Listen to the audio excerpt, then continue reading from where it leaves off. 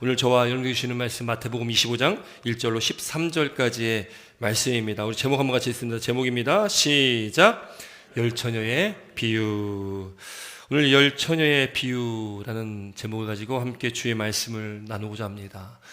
지금 계속적으로 우리가 이제 지난주부터 대강절 주간을 보내고 있습니다. 대강절, 이 강림하셨다, 주님께서 강림하신 날을 우리가 기념하고 또 다시 오실, 재림하실 그 주님을 기다리는 그런 때입니다.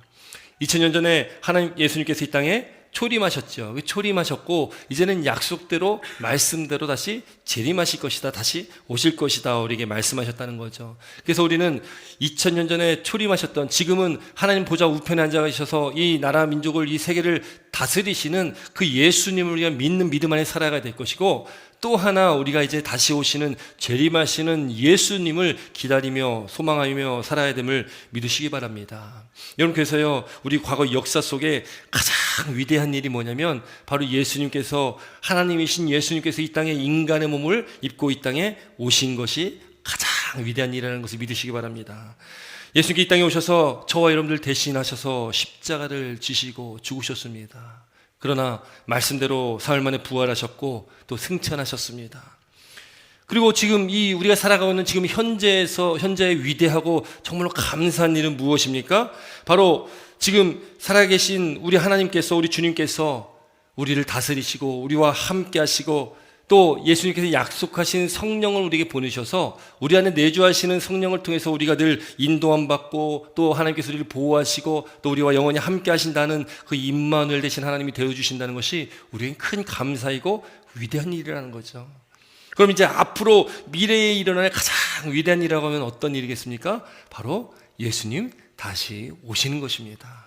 약속대로 말씀대로 다시 오시는 것, 이 세상에 다시 오시는데 그 오심은 지난주도 말씀드렸듯이 초림 2000년 전에 오셨을 때랑 다시 오시는 재림은 다르다라는 겁니다. 초림 때는 예수님 안 믿어도 살아갈 수 있었습니다. 그러나 다시 오시는 예수님은 심판주로 오시는 거기 때문에 모든 인간은 하나님 앞에, 예수님 앞에 서야 됩니다. 그래서 우리는 심판을 받아야 된다는 거죠.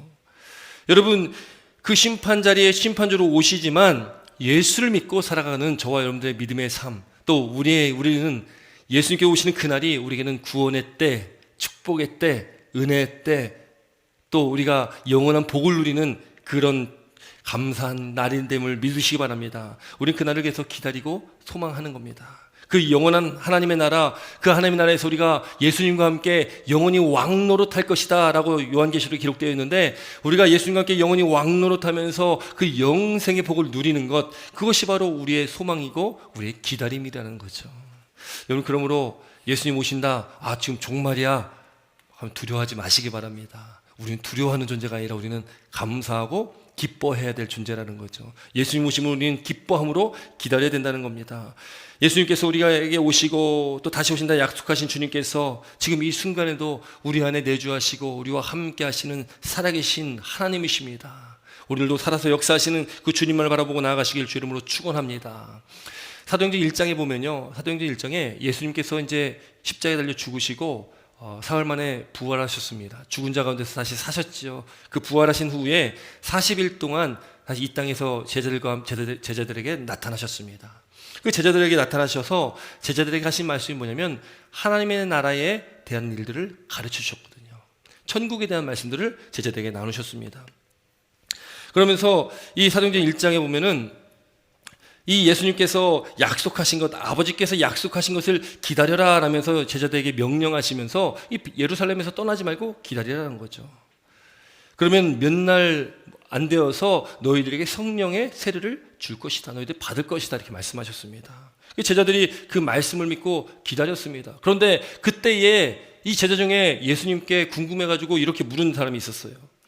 예수께 여쭤 이르되 주께서 이스라엘 나라를 회복하심이 이때니까. 예수님께서 기다려라, 예루살렘에서 기다려라 하니까 그 때가 이때냐, 그 때를 묻는 거예요. 여러분, 그런데 지금 이 때, 이스라엘 나라의 회복이라는 이 때는요, 이거는 이스라엘 백성들, 그 유대인들에게는 그거는 정말 바라는 것입니다. 왜냐하면 이스라엘 역사 속에 구약의 아수르에서, 아시리아에서 이 북이스라엘이 멸망을 당했는데 그 아수르에서 북이스라엘이 멸망당한 이후로 한 600년 이상을요, 이스라엘은 나라가 없었습니다. 그냥 그 땅에서 유대인들이 살았을 뿐이지 나라로 존재하지는 못했습니다. 계속적으로 식민지로 살았던 거죠. 아수르에 의해서, 그 다음 바벨론에 의해서, 그 다음 페르시아에 의해서, 그 다음 헬라, 그 다음 로마까지 수백 년 동안 이스라엘 백성들은요, 식민지 생활하고 종살이를 했다는 것이죠. 그러니요, 이스라엘 백성들 유대인들에게는 그 열망이 무엇이겠습니까? 빨리 우리나라가 독립해가지고 나라를 이루는 것이 그들의 목적이거든요. 구약의 메시아, 이 선지자들이 예언했던 그 메시아는 우리를 이 이방 나라들 가운데서 이스라엘의 하나의 나라로 다시 회복시켜주는 것을 기대를 했습니다. 그래서 유대인들은 다윗 왕과 같은 강력한 힘 있는 왕이 오길 원했거든요. 그런데 예수님께서 오셔가지고 너무 초라한 모습으로 오셔서 자꾸 이상한 소리 하시고 그러니까 유대인들이 싫어했던 겁니다. 나중에 결국 십자가 못 박혀 죽게 된 거죠. 여러분, 그러나 예수님께서 말씀하시는 것은 이스라엘의 그 나라, 오늘날 우리가 생각하는 그 나라의 회복이 아니라 이스라엘 나라 회복은 곧 그것은 하나님의 나라의 회복을 말씀하고 있다는 것을 믿으시기 바랍니다. 회개하라, 천국이 가까워왔다. 여러분, 천국이 무엇입니까? 천국이 예수님 자체가 천국이십니다. 여러분, 천국을 이루는 삶이 무엇입니까? 우리 안에 천국이 이루어진 삶이 무엇입니까? 예수님과 함께하는 삶이 천국이 이루는 삶이라는 것을 믿으시기 바랍니다. 회개하라, 천국이 가까웠다는 것은 회개하라, 지금 예수님께서 가까이 왔는데 사람들이 회개치 않습니다. 깨닫지 못하는 거예요. 예수님도 선포하셨고 앞서 세례요한도 선포했던 거죠. 회개하라, 천국이 가까웠다. 그러면서 예수님께서요, 그 제자들에게 말씀하는 거예요. 예수님이 승천하신 다음에요, 한 두 천사가 거기 모이는 사람들에게 말하는 거죠. 예수는 하늘로 가신 그대로 다시 올 것이다. 다시 재림하신다라고 분명히 말씀합니다. 여러분, 그래서요, 그 당시 그 예수님 하늘로 승천하시고 이후에 예수님 제자들 또 초대교회에 많은 사람들이 예수님이 금방 오실 줄 알았습니다. 아, 말씀하셨으니까, 약속하셨으니까, 아, 내가 죽기 전에 꼭 오실 거야. 그래서 기다렸거든요. 그런데 사도들도 죽기 시작하고 또 초대교회 성도들도 막 한 명씩 죽기 시작합니다. 그러니까 아, 이 부활은 없는구나, 다시 예수님 재림하신다는 것은 가짜구나, 이렇게 이야기하는 사람들도 그 당시 많이 있었다는 거죠. 그러나 베드로 사도는 베드로후서 3장 8절과 9절에 이렇게 기록합니다. 사랑하는 자들아, 주께는 하루가 1000년 같고 1000년이 하루 같다는 이 한 가지를 잊지 말라. 주의 약속은 어떤 이들이 더디다고 생각하는 것 같이 더딘 것이 아니라 오직 주께서는 너희를 대하여 오래 참으사 아무도 멸망하지 아니하고 다 회개에 이르기를 원하시느니라. 아멘. 여러분, 지금 이 베드로서 3장 8절 9절 말씀에 지금 예수님의 재림이 더뎌지는, 좀 느려지는, 더 기다려야 되는 그 이유가 무엇입니까? 이 땅에 살아가는 사람들, 그 사람들에 대해서 예수님께 참으시는 겁니다. 기다리시는 겁니다.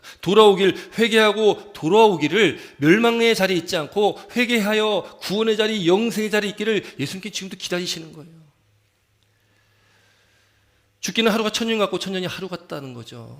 여러분, 이 시간이란 개념 자체가요, 여러분, 이 시간은 어떻게 만들어집니까? 역사 속에 처음에 시간이 등장하게 된 게 이 해시계를 만들면서 이 시간이라는 게 점점 나오기 시작했지 않습니까? 여러분, 시간이라는 것은 지구 안에서만 시간이 가능한 거죠. 우리가 알고 있는 시간의 개념은 지구 안에서만 있는 시간입니다. 왜요? 지구 안에서 지구가 태양을 1년에 한 바퀴 돌고 지구가 자전을 하고 또 달의 영향력에 의해서 이게 시간이 정해지는 것 아니겠어요? 그 지구 안에서의 시간의 개념이지, 지구를 벗어나면 이거는 우리가 생각하는 시간의 개념과는 다른 개념인 거죠. 여러분, 주님께 시간의 개념은 우리가 생각하는 시간의 개념이 아닌 겁니다. 그러니까 주께는 1000년이 하루일 수도 있는 거고 하루가 1000년일 수도 있는 거죠. 여러분, 우리가 그 시간 안에 하나님께서 우리를 택하여 주시고 우리 하나님의 백성 자녀 삼으셨다는 것이 얼마나 큰 은혜입니까? 우리가 그것을 믿는다면 다시 오신다고 약속하신 그 말씀, 그 예수님도 우리는 믿어야 됨을 믿으시기 바랍니다. 반드시 오십니다. 주의 약속은 어떤 이들에게 더디다고 생각하는 것 같이 더딘 것이 아니라 오직 주께서는 너희에 대하여 오래 참으사 아무도 멸망하지 아니하고 다 회개에 이르기를 원하노라. 여러분, 우리가 있어야 할 자리는요, 우리의 은혜의 자리는, 구원의 자리는 회개의 자리라는 것을 믿으시기 바랍니다. 우리가 예수 그리스도 믿는 믿음 안에 우리가 내주하신 성령께서 깨닫게 하시는 그 성령의 깨달음, 그 은혜, 그 음성을 듣고 늘 우리는 날마다 깨닫고 회개하는 것, 날마다 돌이키는 것이 우리의 은혜의 삶이라는 것이죠. 여러분, 성경에는요, 예수님께서 이 땅에 오신다, 이 땅에 예수님께서 메시아로 오실 것이다 라는 기록도 많이 나오고요, 다시 오신다, 재림하실 것이다 라는 말씀도 많이 나옵니다. 여러분 구약에요, 예수님께서 이 땅에 메시아로 오실 것이다, 메시아가 이 땅에 나타날 거다라고 구약에 몇 번이나 기록됐냐면 456번이나 기록되어 있습니다. 456번. 그리고 신약에는요, 예수님 다시 재림하신다, 다시 오신다는 말씀이 318번이 나옵니다. 근데 여러분, 구약에 예수님께서 메시아로 오실 것이다, 메시아가 오신다는 말씀이 이미 2000년 전에 성취되었습니다. 예수께서 이 땅에 오셨기 때문에. 여러분, 구약의 말씀이 성취되었다면 이제 신약의 말씀도 반드시 성취된다는 것을 믿으시기 바랍니다. 왜냐하면 하나님의 말씀은 그냥 우리 인간이 적은 것이 아닙니다. 이 하나님의 말씀은 하나님의 감동으로 기록된 것입니다. 이 하나님의 말씀은 천지가 없어지기 전에 율법이 1.1획도 결코 없어지지 아니할 것이다, 다 이룰 것이다, 이렇게 말씀하거든요. 하나님의 말씀은 다 성취되어지고 다 이루어진다는 거죠. 구약에 예언했던 메시아가 오셨고, 신약에 예언하고 있는 그 메시아가, 그 예수님께서 다시 재림하신다라는 것을 우리는 반드시 믿으셔야 됩니다. 여러분, 그 믿음 가운데 살아가시길 주의 이름으로 축원합니다. 그럴 때 우리가 주님 다시 오심을 우리가 기다리며 소망하며, 주님 어서 오시옵소서, 속히 오시옵소서, 우리가 그렇게 기쁨으로 주님을 맞이하는 복된 믿음의 삶이 되시길 주의 이름으로 축원합니다. 여러분, 오늘 이 본문의 말씀은요, 우리가 많이 들어봤던 말씀이기도 할 겁니다. 열처녀의 비유라는 그런 제목을 가지고 있는 말씀이죠. 이 본문에 앞서서 24장 말씀을 보면요, 예수님의 제자들이요, 예수님께 이 세상의 종말과 그 재림의 때에 대해서 묻습니다. 세상의 종말, 세상의 끝과 그 예수님의 재림하심의 그 때가 어떻습니까? 어떤 징조와 때를 묻는 거죠. 여러분도 중요한 사실이 있습니다. 여러분, 우리에게 중요한 것은 어떤 징조나 때가 중요한 것이 아니라는 거죠. 근데 우리가 굉장히 징조나 어떤 때에 대해서 굉장히 민감하게 반응합니다. 그래서 무슨 일이 있으면 굉장히 두려워하기도 하고요. 지금 종말의 때가 다가온 건가? 여러분, 2000년도에 밀레니엄이라고 해가지고 얼마나 시끄럽습니까? 뭔가 큰 일이 일어날 것 같아가지고 막 사람들이 막 두려워하고, 뭐 노스트라다무스의 무슨 예언 해가지고 뭐 뭔가 일어날 것 마냥 그렇게 했지만 아무 일도 일어나지 않습니다. 역사 속에 수많은 사람들이 이때가 종말의 때다, 뭐 특별히 한국에도 1990년대 다미선교회라고 해가지고 뭐 휴거된다, 뭐 10월 28일 날 막, 제가 어렸을 때인데 막 그런 얘기들 막 거기 또 추종하는 사람들이 모여가지고 막 난리치고 그랬지 않습니까? 아무 일도 일어나지 않습니다. 여호와 증인 또 제치를 안 시켜 그 교회 이단들이 생겨나는 그 근본에 다 이 잘못된 시한부 종말론이 다 있거든요. 그 때와 시, 예수님 다시 오시는 그 때와 시는 아무도 모릅니다. 오직 하나님 아버지만 아신다, 예수님께 말씀하셨거든요. 누구도 알 수 없는 그 때와 시를 자꾸 인간이 얘기를 합니다. 그러니 거기에 우리가 현혹되어서는 안 된다는 거죠. 이 세상의 징조, 지금 말세야 뭐 이런 여러 가지 일들 보면서 야, 이제 종말의 때가 다가오는 것 같아. 여러분, 우리는 그 현상에 집중하시지 마시기 바랍니다. 우리가 집중해야 될 것은 현상이나 때나 어떤 이런 것들이 아니라 우리가 집중할 것은 예수님 반드시 다시 오실 것인데, 속히 오실 것인데, 그날이 도적같이 임한다 말씀하시는데, 나는 지금 예수님 맞이할 준비가 돼 있나? 내가 지금 예수님 지금 당장이라도 오시면 내가 예수님 맞이할 수 있는, 기쁨을 맞이할 수 있는 그 조건이 준비가 됐나? 내 마음이, 내 믿음이, 주께로 향한 내 마음이 그렇게 준비가 됐냐? 그것이 우리에겐 중요하다는 것을 믿으시기 바랍니다. 그럼 우리가 이 주님 다시 오실 그날을 맞이할 때에 여러분, 우리는 예수님 앞에 온전히 바로 서시고 주님 말씀 앞에 온전히 굳건히 주의 영광을 살아가시기를 주의 이름으로 축원합니다. 오늘 이 본문의 소제목은요, 이 바로 열처녀의 비유입니다. 열처녀의 비유. 여러분, 이건 비유의 말씀입니다. 예수님께서 제자들이 질문을 하시니까 그때에 어떤 징조가 있으면, 무슨 일이 있으면 이게 질문을 하니까 제자들에게 예수님께서 답변을 하신 것이 25장의 본문의 말씀입니다. 그래서 3주 동안 여기 25장에 보면 세 가지의 비유의 말씀이 나오거든요. 오늘 본문의 열처녀 비유, 그 다음에 달란트의 비유, 그 다음에 양과 염소의 비유입니다. 이 세 가지 말씀을 한 주 한 주 이렇게 좀 말씀을 나누려고 합니다. 여러분, 오늘 이 열처녀의 비유의 말씀 보면 이건 비유, 이 비유는 파라볼레라는 단어를 쓰는데 이건 옆에 던지다라는 의미거든요. 옆에 던지다. 옆에 던져서 비교해서 좀 쉽게 이해를 시켜주는 것입니다. 그래서 1절 말씀 보면 이렇게 기록하죠. 본문 1절 한번 말씀 같이 있습니다. 본문 1절입니다. 할게 있습니다. 시작. 그때 천국은 마치 등을 들고 신랑을 맞으러 나간 열처녀와 같다 하리니. 아멘. 여기 그때의 천국은 마치 뭐뭐와 같다, 이 비유의 말씀입니다. 비유를 한 것이죠. 천국은 뭐와 같으냐? 등을 들고 신랑을 맞으러 나간 열 처녀와 같다. 이렇게 비유를 하신 것입니다. 여러분, 우리가 이 말씀을 이해하려면 이 당시 팔레스타인의 이 결혼 풍습을 우리가 좀 이해를 해야 됩니다. 여러분, 우리가 오늘날 결혼하는 것과는 좀 다르게 결혼을 하는데요. 팔레스타인 이 유대인들은 우선 신랑과 신부가 양가 부모님의 동의하에 정혼을 합니다. 정혼을 하고 1년 후에 신랑이 이제 결혼하기 위해서 신부의 그 처갓집으로 신부를 데리러 가는 것입니다. 그러니까 정혼하고 1년 후에 신랑이 신부를 데리러 간다는 거죠.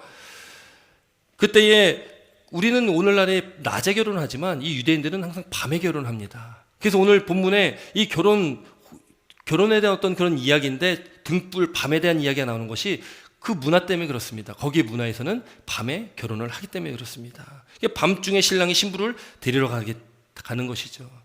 밤중에 오다 보니까 그 길을 맞이할 사람이 필요하지 않습니까? 그래서 신부의 친구들을 신랑을 맞이하는 사람으로 들러리를 보내는 거죠.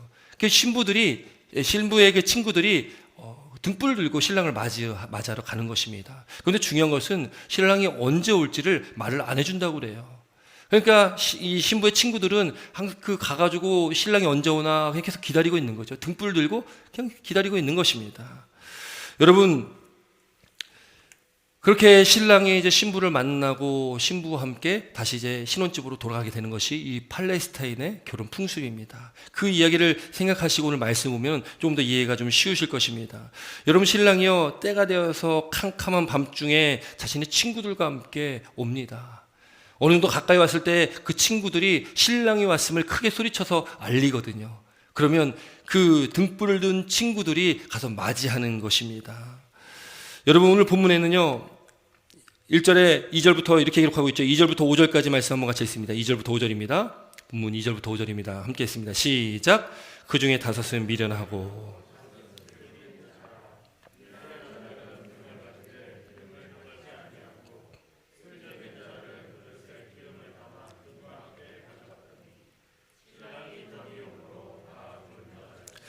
아멘. 여러분, 이 열 처녀가 지금 신랑 기다리는데 이 열 처녀다. 여러분, 여기서 이 비유의 말씀이기 때문에 여기 이 말씀 단어 하나하나가 의미하는 것이 다 있습니다.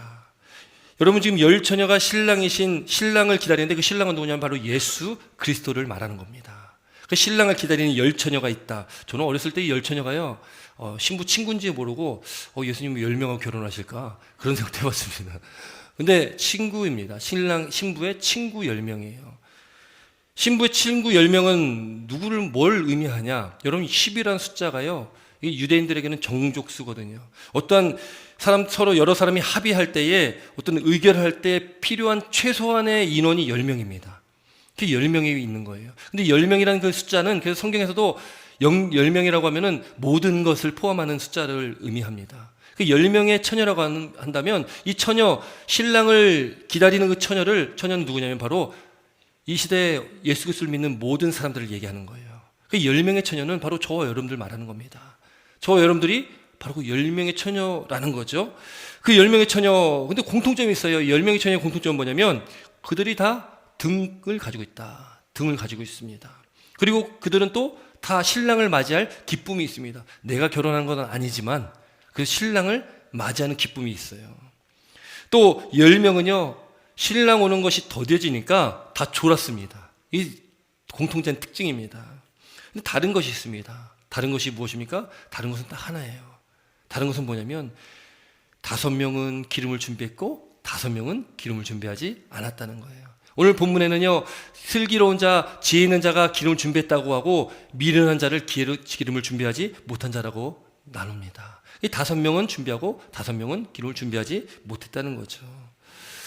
여러분, 지금 신랑이 더디옵니다. 그 더디온다는 것도 예수님께서 재림하시는 그때가 더뎌진다는 것을 말하고 있는 거죠.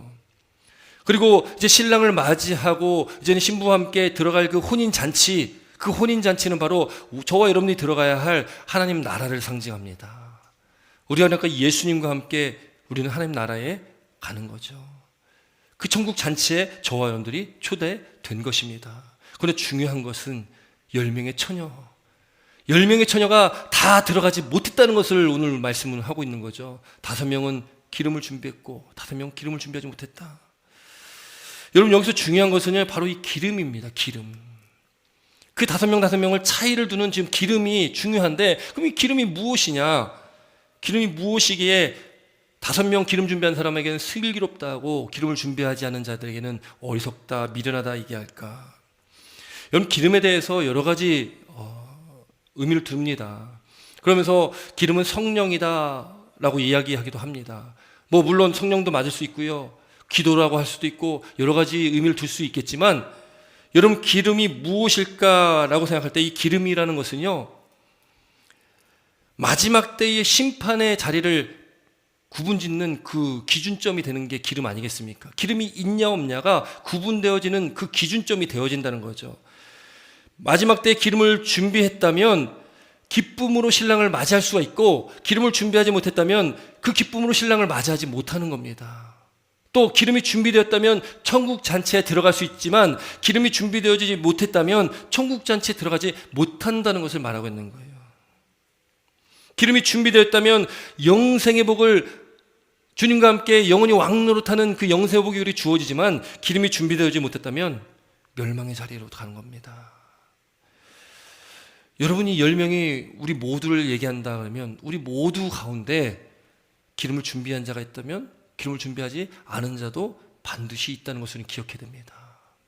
바라기는 오늘 이 말씀을 통해서 저와 여러분들이, 우리 모든 성도님들이 다 기름 준비한 자 되시길 주의 이름으로 축원합니다. 그럼 이 기름이 무엇일까? 기름이 뭘까? 기름에 대해서 무엇이다 많이 이야기를 하지만, 기름은 우리가 구원받는 그 조건, 구원받을 수 있는 그 비결은 단 하나거든요. 우리가 하나님 나라 들어갈 수 있는 그 비결은 단 하나입니다. 무엇입니까? 예수 그리스도입니다. 예수 그리스도 외에는 우리가 하나님 나라 들어갈 수 있는 방법이 없습니다. 예수님을 믿는 믿음 안에 우리는 하나님 나라에 들어간다는 거죠. 그렇다면 기름이 상징하는 것은, 나타내는 것은 그냥 예수 그리스도 자체가 기름이시라는 거죠. 예수 그리스도 자체가 우리에게 꼭 필요한 것이라는 겁니다. 예수를 믿는 믿음, 그 믿음이 기름인 것이고, 또 예수를 믿는다면 그 믿음 안에 우리가 말씀에 순종하고 그 말씀 안에 살아가야 되는 우리 삶의 모습들, 그것들이 우리에게는 기름이 된다는 것이죠. 우리에게 그래서 그것이 필요하다는 겁니다. 우리에게 필요한 것은 바로 예수 그리스도입니다. 10명의 처녀들 다 교회 나오는 성도들입니다. 다 교회 나온다고 우리가 그리스도인이라고 다 봤을 때에, 예수를 믿는 분, 믿지 않는 분, 교회 안에도 분명히 갈라져 있게 돼 있거든요. 그렇다면 우리가 어떻게 됩니까? 예수를 믿는 자리에 서 있어야 되는 거죠. 예수를 믿는 기름이 준비된 자의 자리에 서 있어야 되는 걸 믿으시기 바랍니다.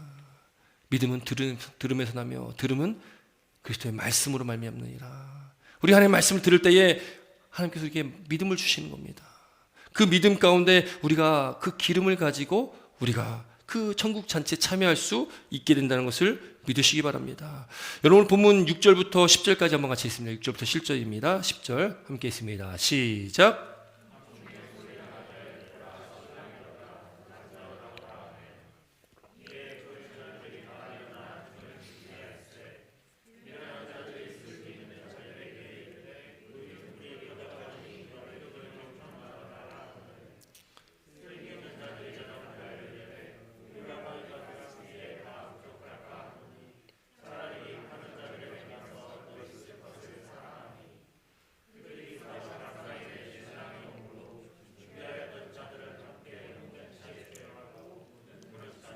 아멘.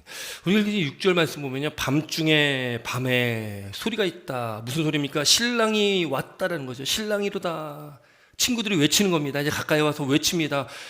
졸던 처녀들이요, 갑자기 깜짝 놀라서 다 일어나는 거죠. 일어나서 이제 등을 준비합니다. 맞으러 나가려고 합니다. 그런데 무슨 일이 일어납니까? 미련한 자들이요, 기름을 준비하지 못했잖아요. 기름이 없는 겁니다. 신랑이 더디 오니까 기름을 다 쓰고서 하나도 없는 거예요. 이제 등불을 밝혀야 되는데 밝히질 못합니다. 지혜로운 자는요, 슬기로운 자는 기름이 있기 때문에 불을 여전히 계속 밝힐 수가 있는 겁니다. 미련한 자들이 슬기로운 자들에게 말합니다. 우리 등불이 꺼져가니까 너희 기름 좀 나눠달라. 좀 나눠줘. 되게 슬기 있는 자들이 대답하는 거죠. 우리가 너희랑 같이 있으면 부족할 것 같으니까 너희가 빨리 가가지고 파는 자들에게 가서 구해와라, 사와라.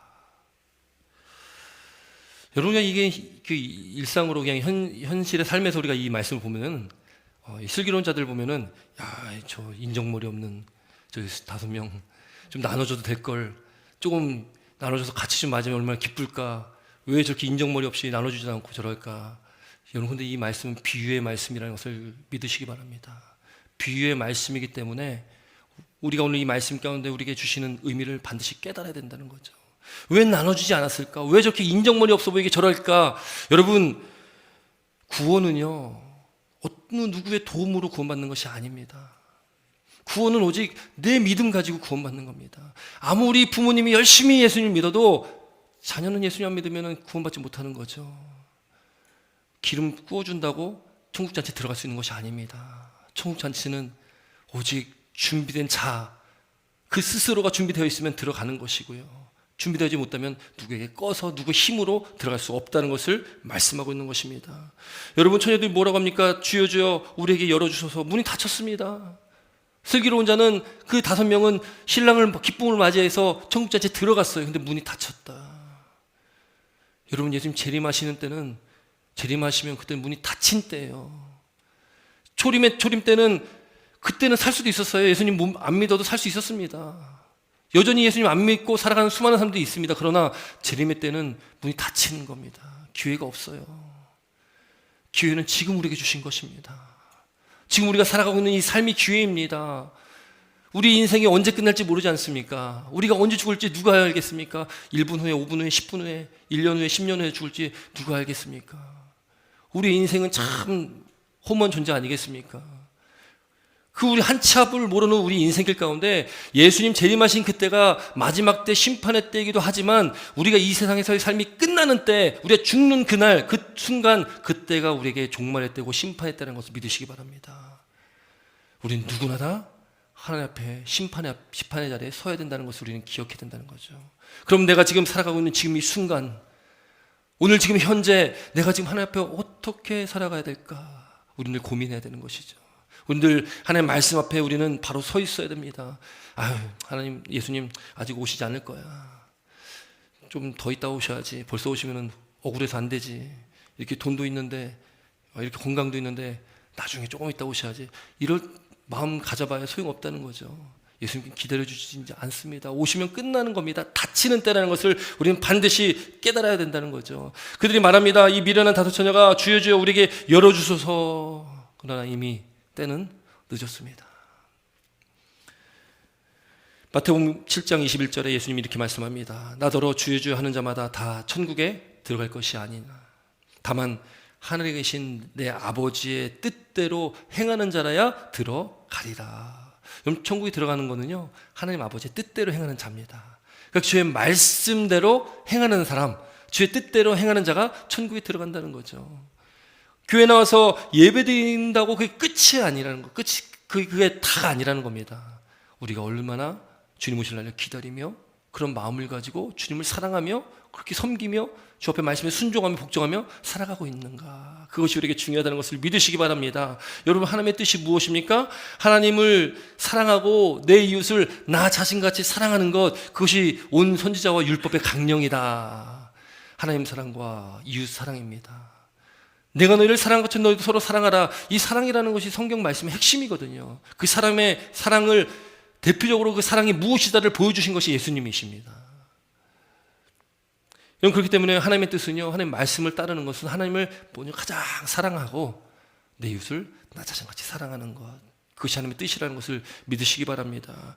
여러분, 하나님의 뜻대로 사는 것, 그렇게 뜨겁게 하나님을 사랑하는 것, 이웃을 사랑하는 것, 그렇게 살아가는 삶이 하나님께서 원하시는 우리의 삶이라는 것을 믿으시기 바랍니다. 물론 단 선한 행위가, 우리의 착한 행실이 우리를 구원에 이르게 하지 못합니다. 다른 수많은 종교들에게 선한 행위를 하면, 착하게 살면 영생 복락을 누릴 거야, 거기도 구원을 받을 수 있어 얘기하지만 그것은 잘못된 거죠. 우리의 어떤 행위로, 착한 행실로 구원받지 못합니다. 구원은 오직 예수 그리스도를 믿는 믿음으로만 받는 것입니다. 그러나 우리가 예수님을 믿는 자라면, 그렇게 구원받은 자라면 구원의 결과, 우리가 예수를 믿는 믿음의 결과가 우리 삶 가운데 나타나는 것이 바로 착한 행실입니다. 그것이 우리에게 착한 행실이고 선한 행동이라는 것이죠. 그것이 목적이 아니고 그건 결과입니다. 여러분, 우리가 그렇게 하나님 말씀 앞에 우리가 살아갈 때에 그 전적인 하나님의 은혜로 우리가 구원받고 하나님의 택함을 받고 살아가는 저 여러분들이 그 구원함 가운데 하나님 말씀에 순종하며 그 뜻대로 우리가 살아가면 된다는 것이죠. 여러분, 오늘 이 말씀을 통해서 우리에게 주시는 은혜를 반드시 깨달으시고 주님 오실 날에 가까운 이때를 살아가고 있는 저 여러분들이 그 주님을 맞는 준비가 되어져 있는 복된 삶이 되어지시길 주의 이름으로 축원합니다. 오늘 12절 13절 말씀 함께 있습니다. 12절 13절입니다. 함께 있습니다. 12절 13절 시작.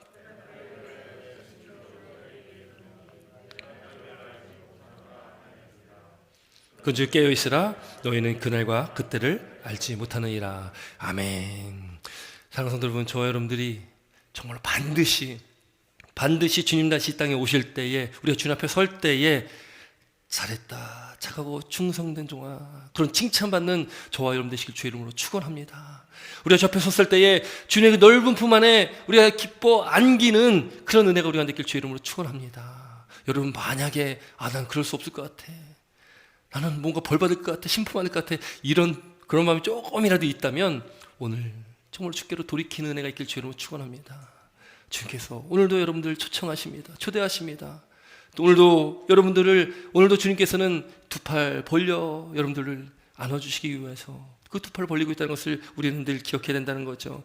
여러분은 13절에 그런 정도 깨어있어라 라고 말합니다. 깨어있어라. 이 깨어있어라는 것은 잠을 자지 말라, 그걸 얘기하는 것이 아니에요. 이 깨어있다는 것은 우리가 영적으로 깨어있는 걸 말합니다.